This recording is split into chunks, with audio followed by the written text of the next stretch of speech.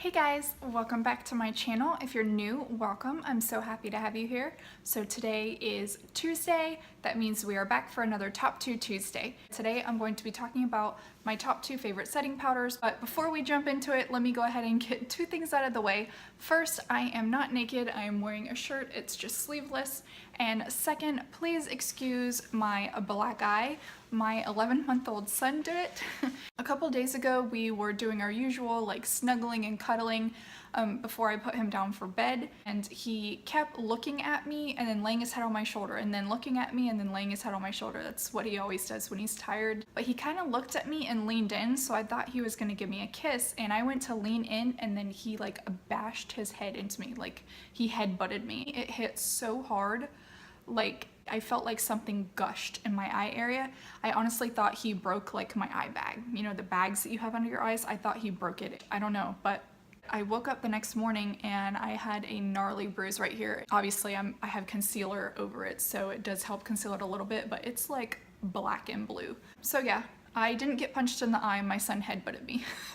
Now that that's out of the way, let's go ahead and get into my top 2 favorite setting powders. These are just setting powders, or finishing powders as some people call them. These are not powder foundations. I'm going to do a separate video for that, and I'm also going to do a separate video on my top 2 loose setting powders. So like the ones that you would put under your eye, or even just like loose powder that you dust all over your face. I'm going to do a separate video for those. So today it is just the pressed version. So I hope you guys enjoy, and if you'd like to see my top 2 favorite pressed setting powders, then just keep watching.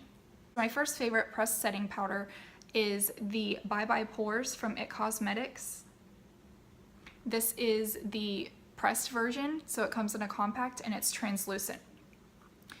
And I have to be very careful when I show you this because it is crushed. My 2-year-old at the time, she's now 3, but my 2-year-old loves getting in my makeup, and she decided to play with this one day, and all of a sudden I hear this big bang, and it was this. She dropped it. I've heard that you can like fix them with like rubbing alcohol or something. I don't know how you do it exactly, but I just never bothered to fix it. Hopefully y'all can see, but it is a pale yellow color. Here's a swatch of it. It's a little powdery because mine's all broken up, but it's a very light yellow powder. This isn't going to give a yellow cast on your face. I am super fair, even like in the dead of winter when I don't have a tan at all. I can wear this. This is not like that Ben Nye like banana powder. This isn't like that. The yellow is not detectable on the skin at all. This is just really good for setting your makeup, like after you get your foundation and concealer on. You can do it all over your face. You can do it just under your eyes.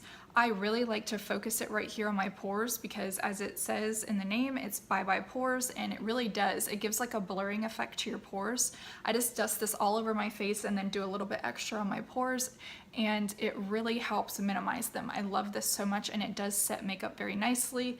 I'm not sure how this would do on oily skin, but on my dry skin it's beautiful. It's not cakey at all, and it's really hard to find a powder that doesn't look cakey on dry skin or period, like on anyone. Like powders just can look cakey, especially with foundation and concealer underneath. Like the more layers you do, the more chance you have of your makeup looking cakey, especially when you put powder on top. But this doesn't do it. I just really love this. And when I finally finish using up the little bit that I have left, I'm going to buy another one because I love this. It's a holy grail for me. I keep this in my makeup bag that I use every day. I don't keep this with all my other makeup. This is with like my everyday use stuff. So I really love this, and I highly recommend it. So my second favorite setting powder is this from e.l.f.